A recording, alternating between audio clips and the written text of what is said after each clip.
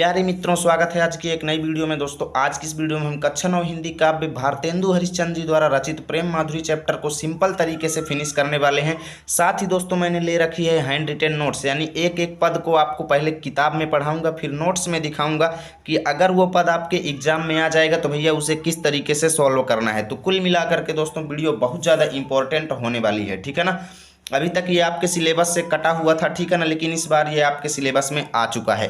तो भैया बहुत ज़्यादा इंपॉर्टेंट चैप्टर है। बिना देरी के हुए शुरू करते हैं, बस वीडियो में अंत तक जुड़े रहें, ठीक है ना। तो चलिए शुरू करते हैं। तो यहाँ पर देखो पहली लाइन क्या कहती है। भारतेंदु हरिश्चंद्र के पदों में भाई यहाँ पर तुकबंदी बहुत गजब लगती है, सच में बहुत अच्छा लगता है पढ़ने में, बहुत गजब फीलिंग आती है, ठीक है ना। तो देखो, कूकै लगी कोयलें कदम्बन पे बैठी फेरी, धोए धोए पात हिल हिल सरसय लगे, बोले लगे दादुर मयूर लगे नाचे फेरी, देखी के संजोगी जन ही हर्षय लगे, हरि भई भूमि सीरी पवन चलन लागी, लखी हरिचंद फेरी प्राण तरसय लगे, फेरी झूमी झूमी वर्षा की ऋतु आई, फेरी बादल निगोड़े झुक झुकी बरसन लगे। देखो, कूके लगी कोयलें मतलब कूके मतलब कूकने लगी। कोयलों की बोली कैसी होती है? कूकना, ठीक है ना। तो कूकने लगी कोयलें मतलब कोयलें, कदम्बन मतलब कदम्ब के वृक्ष पर, पै मतलब पर, बैठी मतलब बैठ करके, फेरी मतलब फिर से। यहाँ पर भारतेंदु हरिश्चंद्र जी वर्षा की ऋतु का वर्णन करते हुए कहते हैं भैया कि वर्षा की ऋतु आ गई है और फिर से कोयलें जो हैं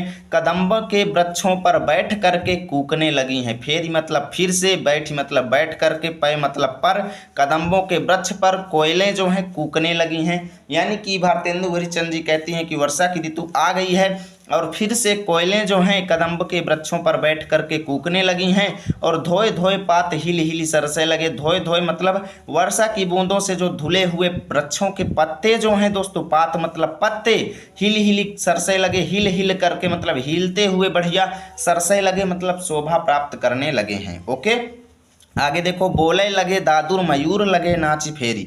बोले लगे मतलब बोलने लगे, दादुर मतलब मेढक यानी मेढक बोलने लगे, और मयूर लगे नाचे फेरी। मयूर मयूर जो है यानी मोर जिसको कहते हैं, मोर फिर से नाचने लगे हैं।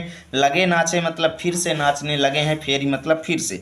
देखी के संजोगी जन ही हर्षय लगे। देखी मतलब ऐसा दृश्य देख करके, संजोगी जन मतलब जो व्यक्ति अपने प्रियतम लोगों के पास रहते हैं, ठीक है ना। संजोगी जन मतलब प्रियतम लोगों के पास रहने वाले व्यक्तियों के ही मतलब हृदय जो है हर्षय लगे मतलब हर्षित होने लगे। इस प्रकार के दृश्यों को देखकर हरि भई भूमि सीरी पवन चलन लागी। हरि भई भूमि मतलब भूमि जो है वो हरियाली से भर गई है, पूरी जमीन पर हरियाली छा गई है, और सीरी पवन चलन लागी मतलब शीतल हवा चलने लगी है। सीरी मतलब शीतल, पवन मतलब हवा, चलन लागी मतलब चलने लगी है। और लखी हरिचंद फेरी प्राण तरसन लगे। लखी हरिचंद फेरी प्राण तरसन लगे मतलब यहाँ पर गोपियाँ कहती हैं कि हरिचंद यहाँ पर श्री कृष्ण को कहा गया है, ठीक है ना।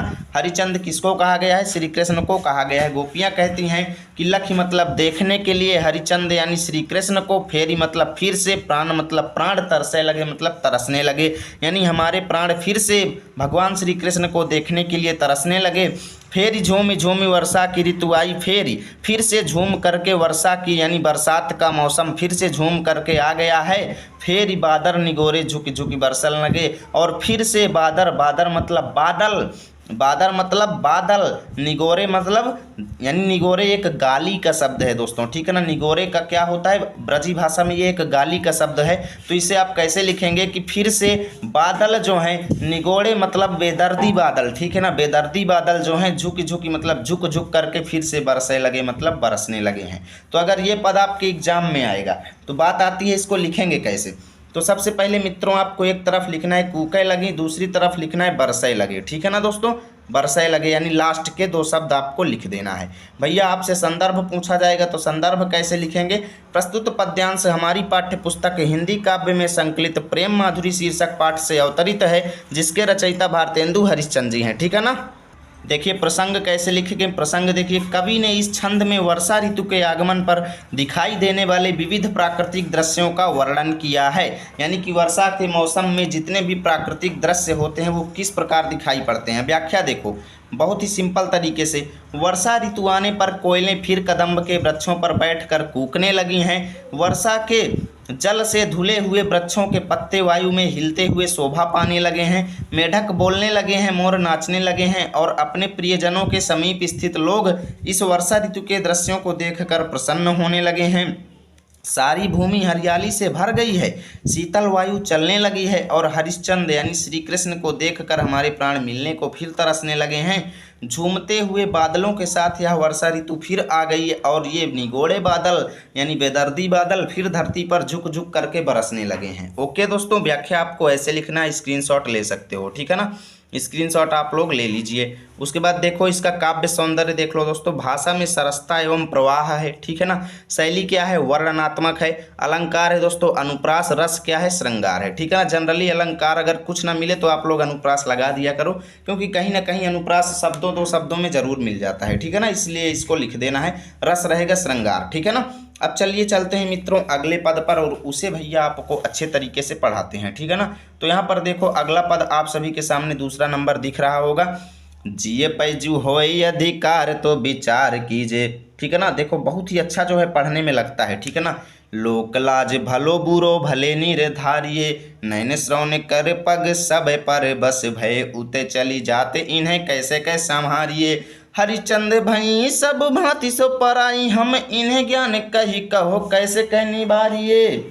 इन्हें ज्ञान कही कहो कैसे कह निबारिये, मन मेरा है जो ताही दीजिए बिसारी मन, आप बसे जामे ताही तैस कैसे कह बिसारिये। देखो यहाँ पर गोपियाँ उद्धव से कहती हैं, किससे कहती हैं, गोपियाँ उद्धव से कहती हैं। यहाँ पर पहली बात तो उद्धव जो गए थे गोपियों को ज्ञान देने के लिए गए थे, तो उनसे गोपियाँ क्या कहती हैं उद्धव से। देखो गोपियाँ उद्धव से कहती हैं कि हे उद्धव, जिय पै जू होय अधिकार। जिय पै मतलब हमारे ऊपर, पै मतलब पर, जिय पर मतलब स्वयं पर, जू यानी यदि, होय अधिकार अगर हमारा अधिकार होता तो विचार कीजिए मतलब विचार कर सकते थे। अगर हमारा स्वयं पर अधिकार होता तो हम विचार कर सकते थे। लोक लाज भलो बुरो भले निर्धारिये। लोक लाज मतलब लोक लज्जा और अच्छे और बुरे का हम भले यानी अच्छे तरीके से निर्धारण कर सकते थे। लेकिन कब, जब हमारा स्वयं के जिये पर यानी स्वयं पर अगर हमारा अधिकार होता तो हम भला बुरा और लोक लाज का स्वयं से निर्धारण अच्छे तरीके से कर सकते थे। परंतु हुआ क्या है भाई कि हमारे नेत्र, श्रवण मतलब कान, कर मतलब हाथ, पग मतलब पैर, सबे पर बस भय भाई सब दूसरे के वश हो गए हैं। यानी हमारे आँखें, कान, हाथ, पैर सब दूसरे के वश हो गए हैं, यानी हमारा उन पर कोई वश ही नहीं चल रहा है। उतय चली जात इन्हें कैसे कैसे संभालिए। उतय चली जात मतलब, उतय मतलब उसी ओर यानी भगवान श्री कृष्ण की ओर, चली जात मतलब चले जा रहे हैं। यहाँ पर उद्धव जो थे गोपियों को ज्ञान बांटने गए थे कि आप भगवान श्री कृष्ण की भक्ति छोड़ दो, ठीक है ना। तो गोपियाँ क्या कहती हैं कि भाई हमारा स्वयं पर अधिकार हो तो हम विचार कर सकते हैं, लोक लज्जा भले बुरे का अच्छे तरीके से निर्धारण कर सकते हैं, परंतु हमारे हाथ पैर आँखें जो हैं सब दूसरों के वश हो गई हैं, ये सब भगवान श्री कृष्ण की ओर चले जा रहे हैं, इन्हें कैसे कैसे संभालिए, इन्हें हम किस तरीके से संभाल सकते हैं, ठीक है ना। हरिचंद भई सब भांति सो पराई। हम यहाँ पर हरिचंद शब्द का उपयोग हुआ है गोपियों के लिए। गोपियाँ कहती हैं कि भाई सब यानी हो गई हैं सब भांति मतलब सब प्रकार से पराई हम, यानी हम सब प्रकार से पराई हो चुकी हैं, यानी हमारा खुद पर कोई बस नहीं है। इन्हें ज्ञान कही कहो कैसे कह निभारिये। इन्हें ज्ञान कही कहो मतलब इन्हें ज्ञान कह करके कैसे कह निभारिये। हे उद्धव आप हमें ज्ञान दे करके किस तरीके से निभारिये मतलब बचा सकते हैं। यानी दोस्तों उद्धव से कहते हैं कि आप हमें ज्ञान दे करके, आप हमें ज्ञान का उपदेश दे करके यहाँ पर भगवान श्री कृष्ण से विमुख कैसे कर सकते हैं। निवारिये मतलब विमुख करना या किसी से प्रेम छुटवाना, ठीक है ना। तो आप हमें भगवान श्री कृष्ण से कैसे बचा सकते हैं। मन में रहे जो ताही दीजिए बिसारी मन, आपै बसे जामे ताही कैसे कह बिसारिये। यहाँ पर गोपियाँ कहती हैं कि मन में रहे जो ताही दीजिए बिसारी मन। हे उद्धव जो हमारे मन में हो, ताही मतलब उसको, दीजिए बिसारी हम उसको भुला सकते हैं। बिसारी मतलब भुला सकते हैं, यानी जो हमारे मन में हो उसको हम भुला सकते हैं। लेकिन मन आपै बसे जामे ताही कैसे कह बिसारिये। लेकिन हमारा मन आपै मतलब अपने आप, बसे जामे मतलब जिसके ऊपर बस गया है।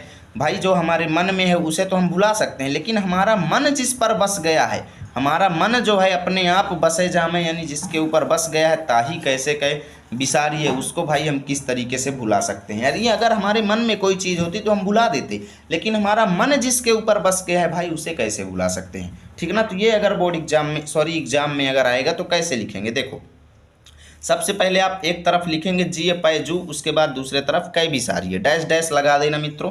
संदर्भ पूर्वत रहेगा, यानी जो पद नंबर 1 में मैंने बताया है सेम वही यहाँ पर लिख लीजिएगा आप लोग, ठीक है ना, मैंने बार बार नहीं लिखा। प्रसंग देखो, गोपियाँ उद्धव के सम्मुख अपनी कृष्ण प्रेम जनित विवशता का वर्णन करती हैं, ठीक है ना, इसे काट लेना। कृष्ण प्रेम जनित विवशता का यानी कृष्ण के प्रेम से हटने के लिए उनकी व्यवस्था क्या है उसका वर्णन करती हैं, ठीक है ना। व्याख्या देखो, गोपियाँ कहती हैं कि हे उद्धव, यदि हमारा अपने मन पर अधिकार होता तभी तो हम लोक लज्जा तथा अच्छे बुरे का आदि का निर्धारण कर सकती हैं, पर हमारे नेत्र कान हाथ पैर सभी तो परवश हो चुके हैं, ये तो बार बार कृष्ण की ओर ही आकर्षित होते चले जाते हैं, हम तो सब प्रकार से परवश हो चुकी हैं। अब हमें ज्ञान का उपदेश देकर आप कृष्ण से विमुख कैसे कर पाएंगे।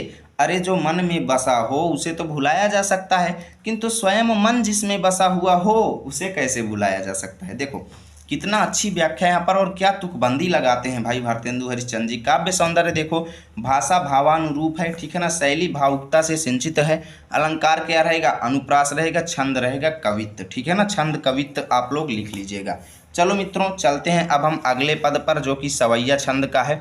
बहुत ही अच्छा जो है तुकबंदी रहता है भाई, मज़ा आता है पढ़ने में। देखो, यह संग में लागी है डोले सदा छन, बिन देखे न धीरज आनती हैं, छिनहूँ जो वियोग परय हरिचंद, तो चाल प्रलय की सुठानती हैं, बरुनी में थिरय न झपय उजपय, पल में न समाई वो जानती हैं, पिय प्यारे तिहारे निहारे, बिना आँखियाँ दुखियाँ नहीं मानती हैं।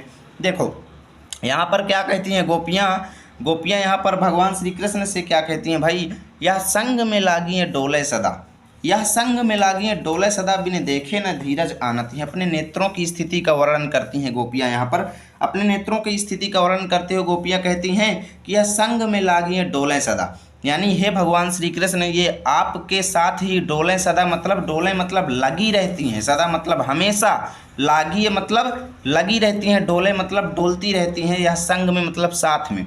यानी कि दोस्तों यहाँ पर गोपियाँ कहती हैं कि हमारी ये आँखें सदा आप ही के संग लगी रहती हैं। भगवान श्री कृष्ण यह संग में, आपके संग में लागी है डोलें, मतलब रातों दिन लागी मतलब लगी, डोलें मतलब रहती हैं, सदा मतलब हमेशा, यानी हमारी नेत्रें जो हैं ये आपके संग संग हमेशा लगी रहती हैं। बिन देखे न धीरज आनती हैं, आपको बिना देखे, बिन देखे मतलब बिना देखे, ना धीरज मतलब धैर्य आनती हैं मतलब धारण करती हैं, यानी बिना आपको देखे ये धैर्य धारण नहीं करती हैं।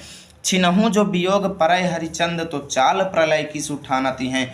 छिनहूँ जो वियोग परय हरिचंद, गोपियाँ कहती हैं, हरिचंद मतलब गोपियाँ कहती हैं कि छिनहूँ मतलब अगर क्षण भर भी, छिनहूँ मतलब क्षण भर भी, जो वियोग अगर आपसे अलग हो जाती हैं, ये क्षण भर के लिए भी अगर पड़ जाता है वियोग परय मतलब वियोग पड़ जाता है आपसे, तो क्या होता है, तो चाल प्रलय की सुठानती हैं, तो चाल यानी जो है ये पकड़ लेती हैं, प्रलय मतलब प्रलय की, ठीक है ना, प्रलय आप लोग जानते होंगे कि ये प्रलय की चाल जो है ठान लेती हैं, यानी प्रलय की ओर ये अग्रसर हो जाती हैं, अगर तनिक भी आपसे ये क्या हो जाएं, वियोग प्राप्त कर लें तो। बरुनी में थिरय न झपाएं उझपाएं, यहाँ पर गोपियाँ क्या कहती हैं भाई कि बरुनी में थिरय न, यानी कि बरौनियों में तो इनको स्थिर होना आता ही नहीं है। बरुनी में थिरय मतलब स्थिर, न मतलब नहीं, यानी ये बरौनियों में तो स्थिर ही नहीं होती। झपाएं उझपाएं मतलब खुलती रहती हैं, बंद होती रहती, खुलती रहती, बंद होती रहती हैं। झपाएं उझपाएं का मतलब कि लगातार आंसू बरसाती रहती हैं, ठीक है ना। पल में न समाई वो जानती हैं, पल में यानी पलकों में समाना, समाई वो मतलब समाना, न जानती हैं, यह बिल्कुल भी नहीं जानती हैं, यानी पलकों में बंद होना तो इनको आता ही नहीं है। प्रिय प्यारे तिहारे निहारे, बिना अखियाँ दुखियाँ नहीं मानती हैं। गोपियाँ कहती हैं कि हे मेरे प्रियतम भगवान श्री कृष्ण, तिहारे निहारे बिना, तिहारे मतलब तुमको, निहारे बिना यानी देखे बिना, ये अखियाँ जो अखियाँ हैं, दुखियाँ मतलब दुखियारी, ये जो मेरी दुखियारी अखियाँ हैं ये क्या करती हैं, नहीं मानती हैं। यानी दोस्तों ये प्रलय की चाल ठान लेती हैं भगवान श्री कृष्ण, प्रियतम आपको बिना देखे ये मेरी आँखें जो हैं, दुखियारी आँखें जो हैं, ये मानती ही नहीं हैं, ठीक है ना। ये अगर आ जाएगा तो कैसे लिखेंगे, तो चलिए भाई सब कुछ दिखाते हैं। ओके, तो देखो सबसे पहले लिख देंगे यह संग में, उसके बाद नहीं मानती हैं। संदर्भ क्या रहेगा, पूर्वत यानी जो पिछले वाले में था। प्रसंग क्या रहेगा, कवि ने वियोगिनी गोपियों के नेत्रों की विवशता का मार्मिक वर्णन किया है, यानी कि नेत्र उनके विवश हैं, इसका जो है बढ़िया चित्रण किया है। व्याख्या क्या है, देखो गोपियाँ कहती हैं कि हे प्रिय, हमारी ये आँखें सदा आपके संग संग ही लगी रहती हैं, आपको देखे बिना इनको चैन ही नहीं पड़ता, यानी आपको देखे बिना ये चैन ही नहीं धारण करती। यदि कभी क्षण भर को भी आपसे वियोग हो जाता है तो ये आंखें जो हैं दोस्तों प्रलय की ठान लेती हैं, अर्थात आंसू बरसाना प्रारंभ कर देती हैं। ये कभी बरौनियों में स्थिर नहीं रह पाती, कभी बंद होती हैं तो कभी खुलती हैं। पलकों में बंद होना तो जैसे इनको आता ही नहीं है। हमारे प्यारे अर्थात भगवान श्री कृष्ण आपको देखे बिना हमारी आंखें मानती ही नहीं है। ठीक है ना, इस तरीके से लिखना है। काव्य सौंदर्य देख लो, भाषा रहेगी ब्रज, शैली रहेगी चमत्कारिक, रस रहेगा वियोग श्रृंगार, गुण रहेगा माधुर्य, छंद रहेगा सवैया। ठीक है ना। तो चलिए मित्रों अब चलते हैं अगले पद पर। तो आप सभी को यहाँ पर अगला पद स्क्रीन में दिख रहा होगा। ठीक है ना, अच्छे तरीके से देखो।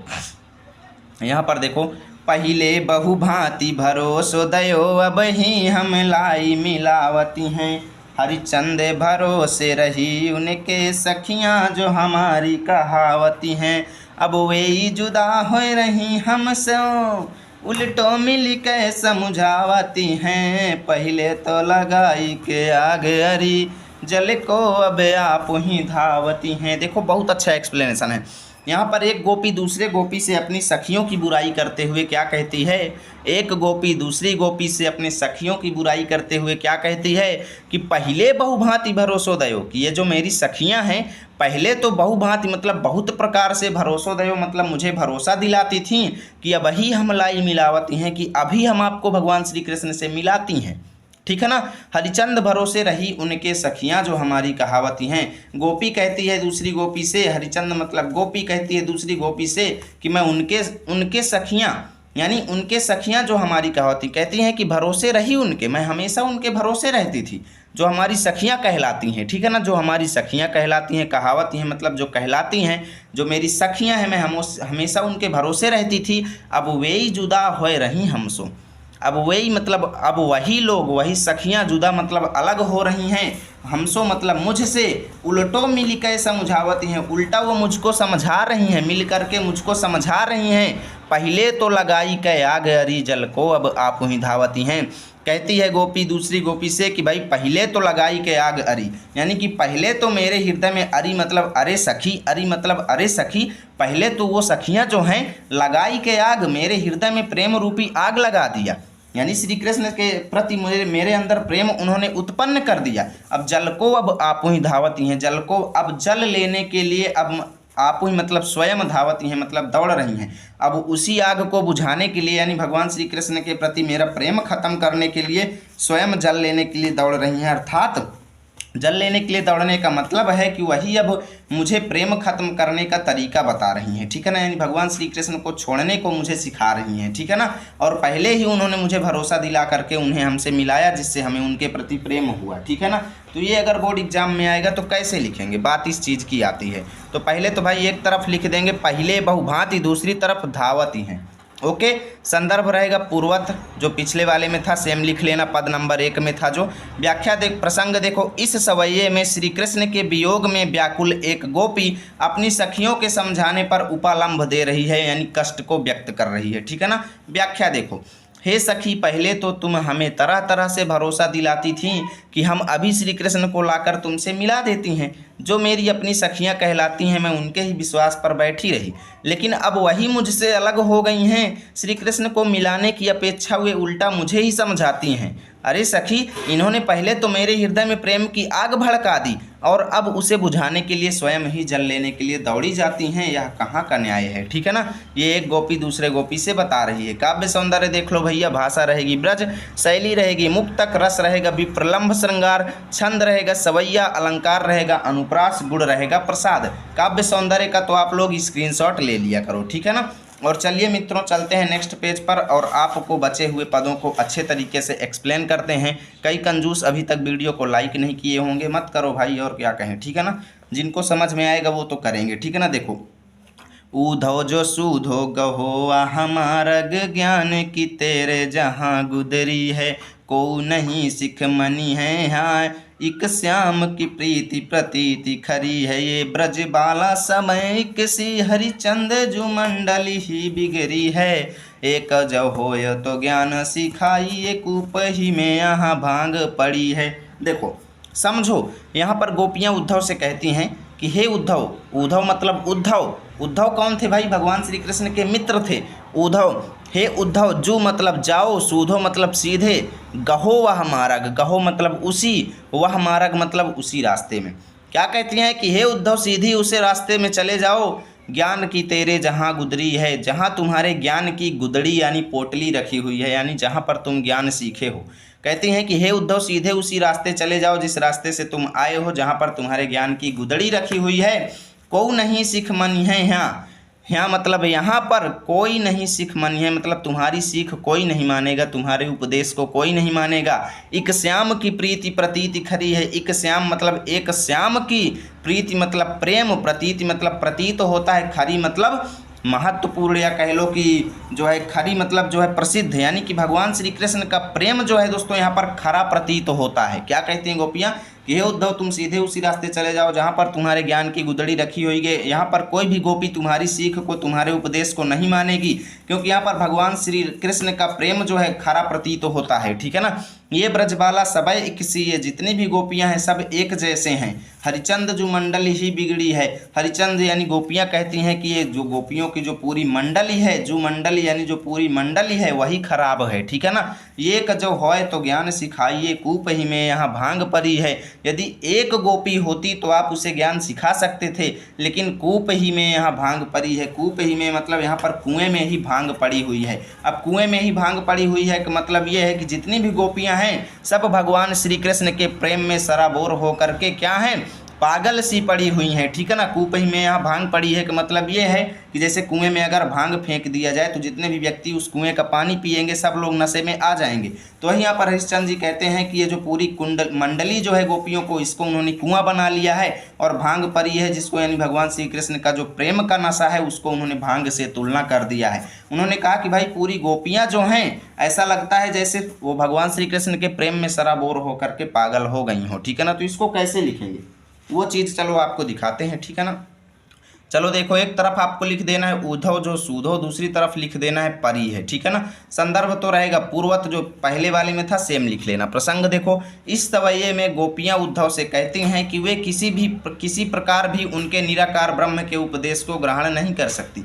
यानी उद्धव क्या कहते थे, भगवान श्री कृष्ण के प्रेम को छोड़ करके आप निराकार ब्रह्म की उपासना करो। ठीक है ना। तो गोपियाँ उनको निराकार ब्रह्म के प्रेम उपदेश को ग्रहण करने में असमर्थ बताती हैं। व्याख्या देखो, हे उद्धव तुम उस मार्ग पर सीधे चले जाओ जहाँ तुम्हारे ज्ञान की गुदड़ी रखी हुई है। यहाँ पर तुम्हारे उपदेश को कोई गोपी ग्रहण नहीं करेगी, क्योंकि सभी श्री कृष्ण के प्रेम में विश्वास रखती हैं, यानी खरा प्रतीत है श्री कृष्ण का प्रेम।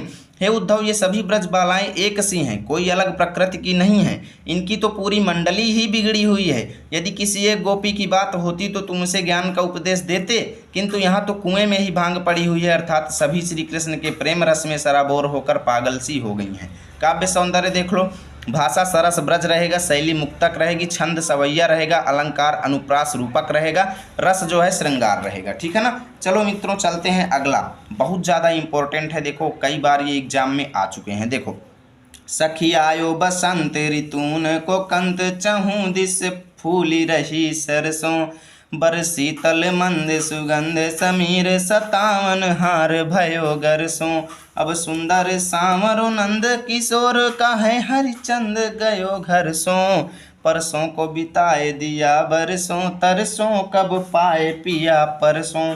देखो बहुत ज़्यादा इंपॉर्टेंट है। यहाँ पर एक सखी दूसरी सखी से कहती है कि हे सखी आयो मतलब आ गया है, बसंत यानी बसंत, ऋतु मतलब ऋतुओं को, कंत मतलब ऋतुओं का स्वामी, ऋतून को कंत मतलब ऋतुओं का स्वामी, कंत मतलब स्वामी, कंत मतलब स्वामी, यानी कि हे सखी ऋतुओं का स्वामी बसंत ऋतु आ गया है। चहुँ दिस फूली रही सरसों, चहुँ दिस मतलब चारों दिशाओं में फूल रही है सरसों, यानी सरसों जो है दोस्तों वो चारों दिशाओं में फूल रही है।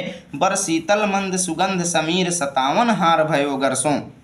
बर शीतल मंद मतलब बर मतलब चल रही है, शीतल मंद मतलब शीतल हवा, मंद मंद सुगंध मतलब अच्छे गंध वाली, सुगंध वाली, समीर मतलब हवा, सतावन हार भयो गरसों जो हमारे लिए क्या हो गई है, सतावन मतलब सताने वाली, सताने वाले, हार मतलब हार के समान, भयो गरसों मतलब गले, गर मतलब गले, सो मतलब में, यानी कि ये जो मंद मंद हवा चल रही है ये हमारे गले में सताने वाले हार के समान हो गई है। क्योंकि दोस्तों इस मंद मंद सुगंध हवा में हमारे भगवान श्री कृष्ण वहाँ पर नहीं है। ये गोपी एक दूसरे से कहती है कि भाई ये जो श्रेष्ठ हवा चल रही है, शीतल मंद सुगंधित हवा जो चल रही है, ये हमारे गले में सताने वाले हार के समान हो गई है। अब सुंदर सांवर नंद किशोर कहे हरिचंद गयो घर सो। वो सखी दूसरे सखी से कहती है कि हे सखी, जो सुंदर सांवले से भगवान श्री कृष्ण हैं, नंद बाबा के किशोर भगवान श्री कृष्ण हैं, वो घर गए हुए हैं, यानी मथुरा गए हुए हैं। कहे थे कि परसों आ जाएंगे, वो क्या कहकर गए थे कि परसों आ जाएंगे, लेकिन परसों को बिताए दिया बरसों। परसों को कहकर गए लेकिन बिता दिए बरसों, यानी कई वर्षों वहाँ पर व्यतीत कर दिए मथुरा में। तरसों कब पाए पिया परसों।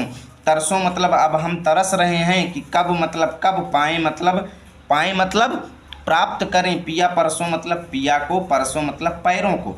यानी कि दोस्तों अब हम तरस रहे हैं कि भगवान श्री कृष्ण को अब हम उनके पैरों को, अर्थात परसों मतलब दर्शन भी लिख सकते हो, ठीक है ना, दर्शन। तो क्या कहती हैं कि भाई अब हम तरस रहे हैं कि भगवान श्री कृष्ण के दर्शन हमको कब प्राप्त होंगे, क्योंकि वो कह कर गए थे कि परसों आएंगे लेकिन वर्षों वहाँ पर व्यतीत कर दिए, ठीक है ना। अब आपको एक तरफ लिख देना है सखी आयो, दूसरी तरफ पिया परसों, ठीक है ना। संदर्भ क्या रहेगा, पूर्वत प्रसंग रहेगा। इस सवैये में बसंत ऋतु के आगमन पर गोपियों की विरह व्यथा का चित्रण किया गया है। व्याख्या देखो, एक गोपी कृष्ण विरह से पीड़ित होकर दूसरी सखी से कहती है कि हे सखी, ऋतुओं का स्वामी बसंत आ गया है। चारों दिशाओं में पीली पीली सरसों फूल रही है, अत्यंत सुंदर शीतल मंद और सुगंधित वायु बह रही है, किंतु बसंत ऋतु का मादक वातावरण श्री कृष्ण के बिना मुझे पूर्ण रूप से कष्टदायक प्रतीत हो रहा है, ठीक है ना। नंद नंदन श्री कृष्ण हमसे यह बताकर गए थे कि मैं परसों तक मथुरा से लौट आऊँगा, परंतु उन्होंने परसों के स्थान पर न जाने कितने वर्ष व्यतीत कर दिए और अभी तक लौट कर नहीं आए। मैं तो अपने प्रियतम कृष्ण के चरणों का स्पर्श करने के लिए तरस रही हूँ, पता नहीं उनके दर्शन कब हो सकेंगे।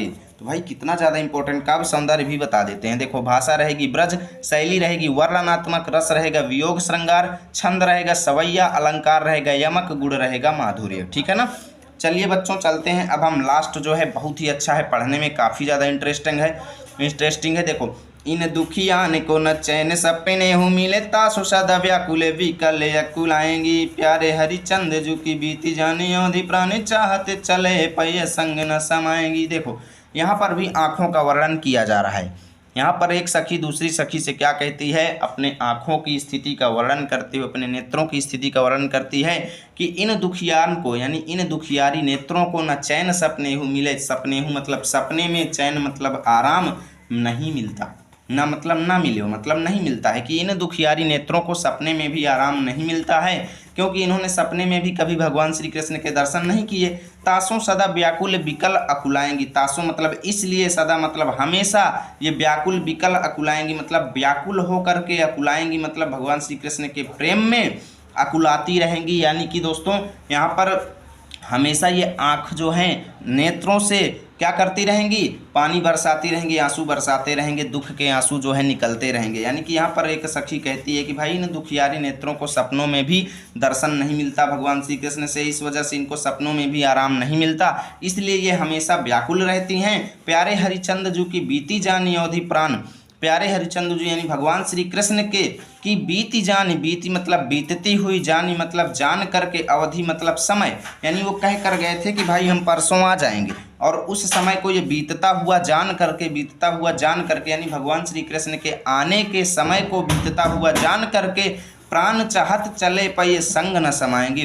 क्या कहते हैं गोपियाँ कि भाई हमारे प्राण ये जान चुके हैं कि जो हरिश्चंद्र यानी भगवान श्री कृष्ण के आने का जो समय है वो बीतता जा रहा है, तो हमारे प्राण जो हैं चाहत चले मतलब चले जाना चाहते हैं, यानी हमारे शरीर से निकल जाना चाहते हैं, पर ये तो संग न समाएंगी, पर ये हमारी नेत्रें जो हैं प्राणों के संग न समाएंगी, नहीं जाना चाहती। यानी जो हमारे नेत्र हैं, आँखें जो हैं, ये प्राणों के संग नहीं जाना चाहती। देखो एक बारह हुना नयन भरी तो ही आते, देखो एक बारह हुना मतलब देखा एक बारह हुना, मतलब इन्होंने एक बार भी नहीं देखा, नयन भरी मतलब आँख भर के, तो ही मतलब भगवान श्री कृष्ण को याते मतलब अब तक, यानी जो हमारे नेत्र हैं आँख भर के कभी भी भगवान श्री कृष्ण को एक बार भी नहीं देखे हैं। और जौन जौन लोक जइहें तहाँ पछताएंगी। इसलिए ये जिस जिस लोक मतलब संसार में जइहें मतलब जाएंगी तहाँ पछताएंगी, तहाँ पर ये पश्चाताप करती रहेंगी। बिना प्राण प्यारे भय दरस तुम्हारे हाय, मरे हूँ पे आंखें ये खुली ही रह जाएंगी।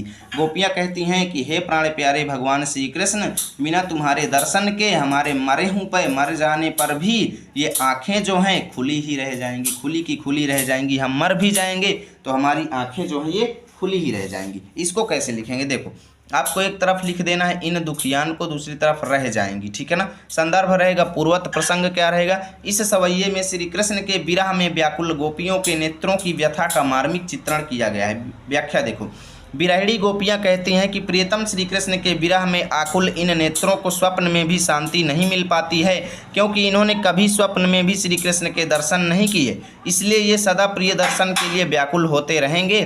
प्रियतम के लौट आने की अवधि को बीतती हुई जानकर मेरे प्राण इस शरीर से निकल कर जाना चाहते हैं, परंतु मेरे मरने पर भी ये नेत्र प्राणों के संग नहीं जाना चाहते, क्योंकि इन्होंने अपने प्रियतम कृष्ण को जी भर के अभी तक नहीं देखा है। इसलिए जिस किसी भी लोक में ये नेत्र जाएंगे वहाँ पश्चाताप तो करते ही रहेंगे। हे उद्धव, तुम भगवान श्री कृष्ण से कहना कि हमारे नेत्र मृत्यु के बाद भी उनके दर्शन की प्रतीक्षा में खुले रह जाएंगे, ठीक है ना। काव्यगत सौंदर्य देख लो, भाषा रहेगी ब्रज शैली रहेगी, मुक्तक रस रहेगा वियोग, छंद रहेगा सवैया, अलंकार रहेगा अनुप्रास, ठीक है ना। यहाँ से आपका चैप्टर फिनिश होता है। उम्मीद करता हूँ वीडियो अच्छी लगी होगी। प्लीज़ वीडियो को लाइक और शेयर जरूर कीजिएगा। साथ ही नेक्स्ट चैप्टर की ऐसी वीडियो चाहिए तो हमें कमेंट में ज़रूर बताइएगा।